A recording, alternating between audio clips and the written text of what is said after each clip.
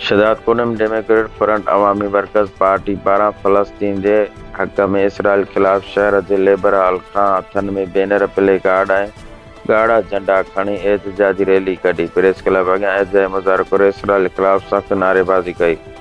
उन मौक़े ते अॻुवाणनि कामरेड सत्तार मंगणार, शहरी इतिहाद जे सदर कामरेड वहाब पंधरानी, ट्रेड यूनियन जे अॻुवान कामरेड उर्स सीलरो, ग़ुलाम अल्लाह सीलरो, सिकंदर सीलरो ऐं ॿियनि मीडिया सां ॻाल्हाईंदे चयो त इसराइल ऐं ॿियनि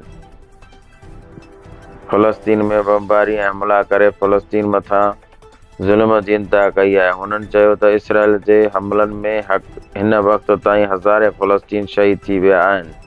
अक़वाम मुतहदा जी ख़ामोशी सम्झ खां ॿाहिरि आहे। हुननि चयो त फ़लस्तीनी अवाम मथां इसराइल ज़ुल्म ऐं बारबरत इंतिहाई मज़म्मत जोॻी अमल आहे। हुननि अक़वाम मुतहदा खां फ़लस्तीन जे अवाम मथां इसराइली बमबारी ऐं हमलनि जो नोटिस वठी फ़लस्तीन जी अवाम में पखिड़ियल बेचैनी ख़तमु कराइण जो मुतालिबो कयो।